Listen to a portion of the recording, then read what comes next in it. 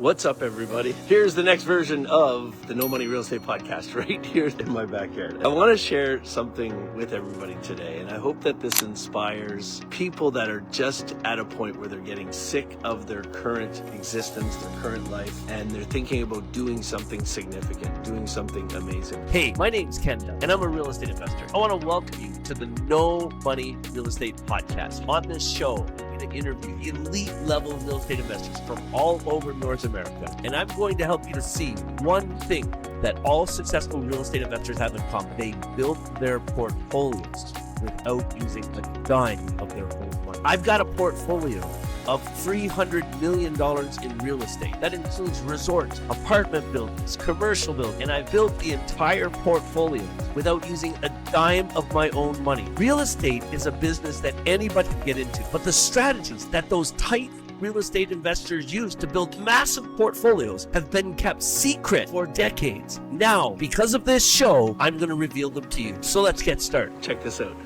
We're building a mini Nordic spa in my backyard. Hot tub, cold plunge, and sauna are going to be right there. My guys put up this wonderful pergola outside in the backyard yesterday. This is our new residence in Whitby, and everything is finally getting done. It's been about 7 months now that the contractors have been here, and it's just been a nightmare. But it's done now, and I'm excited about where it's going. But that's not what I wanted to talk to you about right now. As most know that are following me, 5 years ago, I set up on this epic campaign to help people to fall in love with Canada, to help Canadians to fall in love with their country. I've been a business owner for 25 years, and I've owned businesses in multiple countries. And for one period of time, I even lived in the United States. And the whole time I was in the United States, I was constantly being reminded of how much I loved Canada and how lucky we were as Canadians to live in this country. It's kind of like my entire journey got me to this point. It was the pandemic had a significant amount to do this, where I decided I was going to launch Cottage Dream Vacations, and I was going to build a national network of boutique hotels and resorts. And my main focus for customers for these properties were not international customers, were not people coming to see Canada, but Canadians. I wanted to build a brand, and I will build a brand. I'm doing this. I'm going to build a brand that helps Canadians to fall in love with their country, that represents the heart and the soul of Canada in the future, that represents partnership between communities, that represents the food, the ethnicity, everything that makes our country amazing. That's what we're doing. And it's been the toughest grind of my life to get this up and going. So our strategy is to find old dilapidated properties that need new life breathed back into them, and make these properties part of this network and make them luxury environments at affordable prices, so everybody in our country can enjoy these properties. And what you're going to find, if there's anybody watching this video that knows that they want to get into their own business and they want to make more money in their lives, here's what I'm going to tell you to do. Just start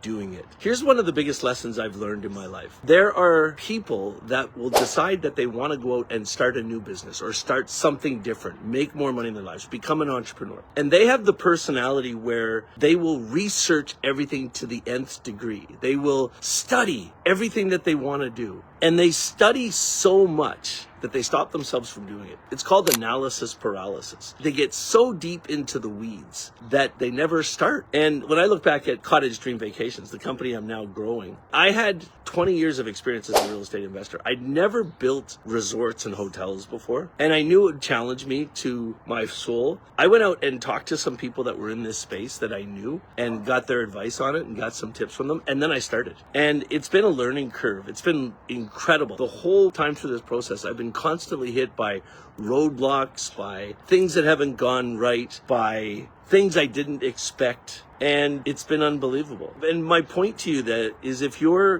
going to go out and start any type of business, or you want to go start something to actually change your life, then don't wait until you've got it all figured out, because you'll never start. Don't wait until you have all the answers to all the questions, you have the most detailed business plan in the world, because you'll never get going. Start and run. Start and work your tail off. If you take a look, I've read hundreds of books about some of the greatest entrepreneurs in the world, and they all share that common trait. None of them are the types of people that analyze something to death before getting started. They start, they get going, they learn along the way, they make mistakes, they almost go bankrupt several times. This is something that's very interesting. If you look at the biggest companies in the world, started by the greatest entrepreneurs in the world, read their biographies, you'll find that most of them went bankrupt several times while they were trying to do it. And I think the most important piece of advice I could give to anybody is that if you're going to go out and try and start a major business or do something to change your life, it's not going to be easy. It's going to be painful. It will humble you to your soul, but that's what makes the journey worth it. See, we're on a path right now where our first resort is going to open in about 3 weeks up in Calabogie, Ontario. Our second resort to open will be the Hay Bay Resort in Napanee, Ontario. And the first parts of the Hay Bay Resort are actually going to open this summer. The convenience store, the welcome center, the restaurant's going to open in the fall. The first 9 cottages are going to open before the end of the year. And then before next summer, the entire resort will be open with the convention center, the marina, the maintenance building, and all the landscaping done. It'll be full services. Up in Bancroft, Ontario, the Lake St. Peter Resort is going to open next spring. So you're looking at just there alone, 3 properties fully operational. And then all of our sites are going to be set on our Chelton Beach project in Prince Edward Island and other projects that we have coming along the way. Like I said, my biggest piece of advice to everybody is find something that you're passionate about. If you want to change your life, if you want to make more money in your life, the only way you're going to do that as an entrepreneur. And if you want to survive as an entrepreneur, find something, number one, that you're incredibly passionate about. The reason I started Cottage Dream Vacations, this business, it's because I love cottages. It's because I'm incredibly passionate about the time that my kids and I, my wife and my children, have spent at cottages as they were growing up, and how much we still love going to cottages. That's what we do if we're getting together with our family, extended family,